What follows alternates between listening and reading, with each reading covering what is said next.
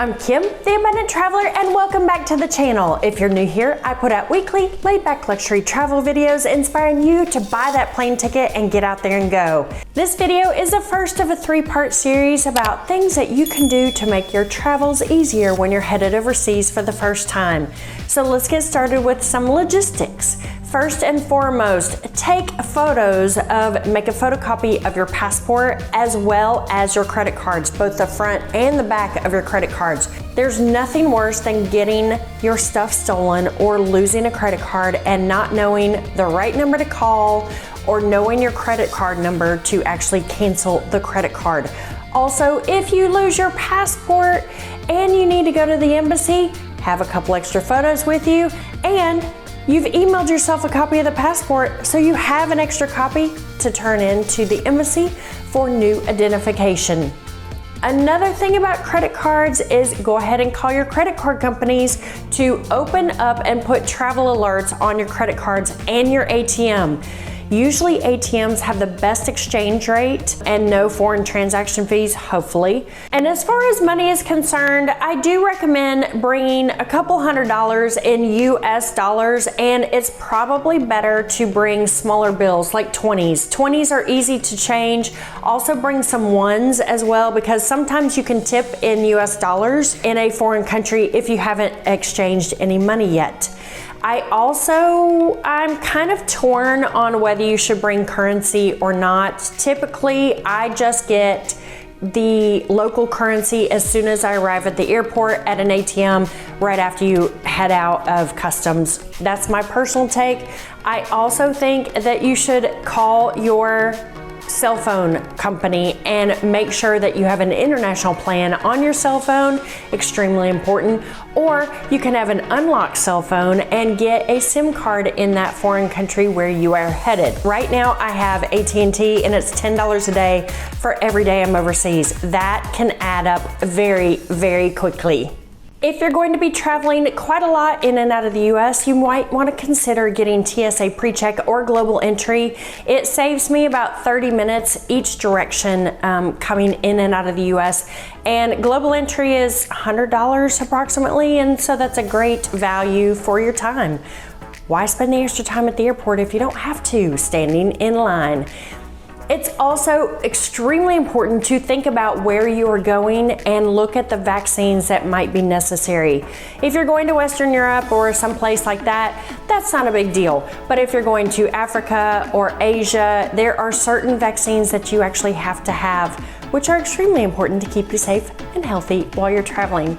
In addition to that, you want to check for visas. Not every country allows every country into their country. So you want to check the visas and the visa requirements. There are usually passport companies and visa companies that you can get your visas relatively quickly. Some you can actually get once you arrive in the country, but it is best to check on the internet first and make sure that you have what you need in advance. I also find it extremely important to have travel insurance. You don't know you need it until you actually need it. I have had things stolen, and luckily I have stayed healthy, but I have needed my travel insurance, and it is very inexpensive relative to the cost of your trip.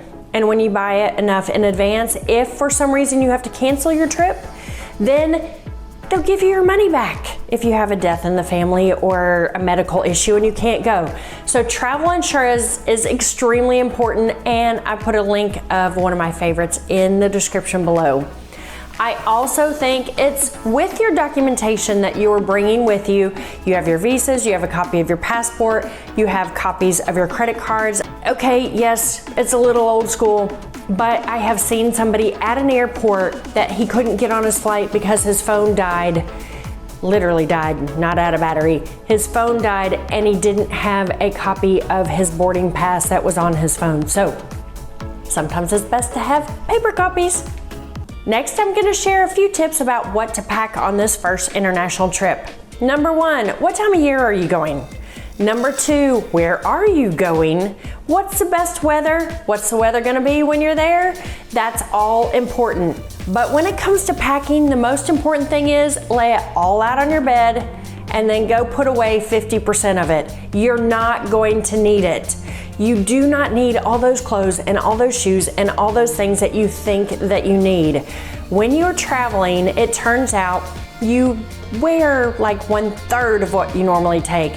In addition, I suggest that you bring not one, but 2 adapters with you. Adapters are extremely important when you're going to foreign countries because the country you're from doesn't necessarily have the same plugs that where you're headed. The reason I like to bring 2 adapters is you can have one for your phone, one for your computer, or one for your phone and one for your camera. So it's a great idea to bring more than one. Also, if you're staying in a hotel, you know the plug right here, you don't necessarily want to plug in things that have a light. Right here where you're trying to sleep, you can take those to the bathroom with the other adapter and plug them in there. Another thing about packing is leave all the expensive stuff at home. It is not worth expensive things getting destroyed, lost, or stolen, including expensive jewelry, expensive shoes, expensive clothes. It's just not worth it. Leave all that expensive stuff at home. Maybe bring one nice outfit, but that's all you're gonna need. Another little random tip about what to pack is bring hand sanitizer and wet wipes and those little teeny packets of tissues. Those little teeny packets will save the day in more ways than one and multiple times on your trip. So definitely bring those little packets of Kleenex. Now let's talk about the actual destination and who's going with you. It's important to think about, are you going to be traveling alone, with a spouse, with friends, how many friends? That's extremely important. I like to travel sometimes with friends and at the end of the trip on my own. I also like to do a little bit of a tour style thing at the beginning so I can pick up tips and tricks along the way in the beginning, and then I head out on my own and I have this plethora of information and I know where I'm actually headed.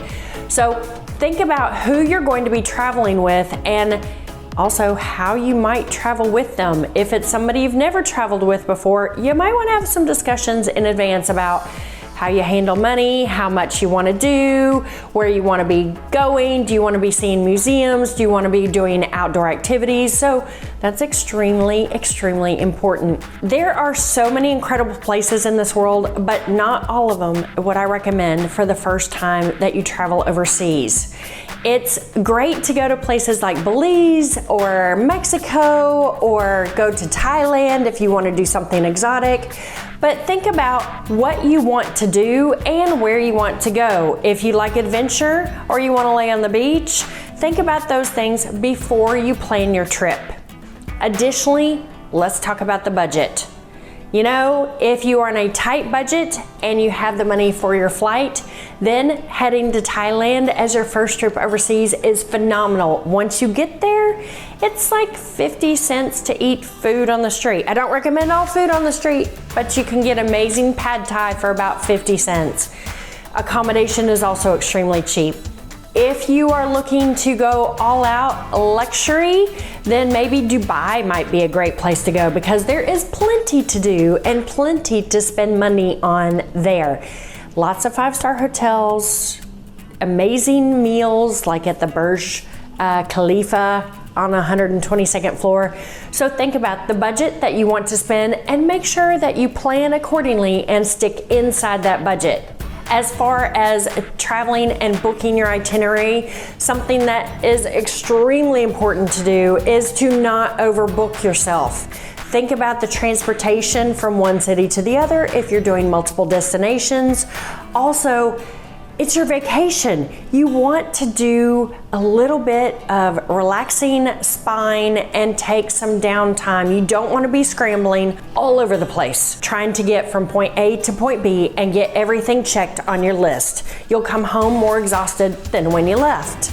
Additionally, something that you want to do is to make sure that if there is something you really want to see and you really want to do, and if it's above your regular budget, but you don't know if you'll ever make it back, it's worth spending the money now to do that on your trip than it is to try and find another flight at another time or to go back to that destination. So make sure that while you're there, you are doing exactly what you really want to do. That museum or buy that whatever thing that you want to buy. make sure you do it while you're there. You don't know if you'll ever make it back. And my final tip for making plans to take your first international trip is what type of accommodation do you want? Do you want an Airbnb? Do you want a hotel? Or do you want a hostel? An Airbnb is great if you want to cook your own food, you're going with a large group of people. However, the disadvantage is you typically don't have anybody to ask directions or to book anything for you or to look after you in any way. There are great Airbnbs and some do more concierge style service, but you're kind of on your own and you have to figure it out and get the right key to get in the right building from the airport.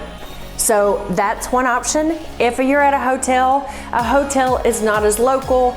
There are a bunch of tourists there as well, or business travelers, but you have access to the concierge. Typically Ubers and taxis know where you're going, and it's easy to get back to your hotel, so there are definite advantages with the hotel.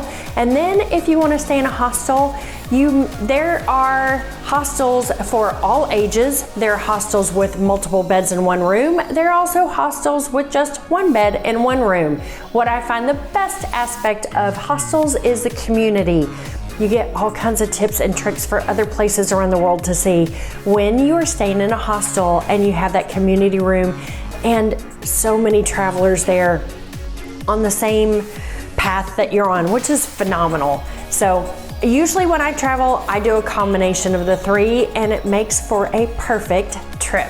I hope that you enjoyed those travel tips for taking your first trip overseas. I hope you found them valuable, and I hope that planning your first trip is a lot easier than it was about 10 minutes ago. I'm Kim, the Abundant Traveler, and I'll see you on the next adventure somewhere in some amazing foreign country. Bye. Why do I always forget something? You're definitely gonna have to watch the next video because I forgot to mention something, so stay tuned next week.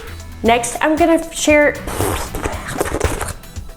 oh, wait, camera's on, hi.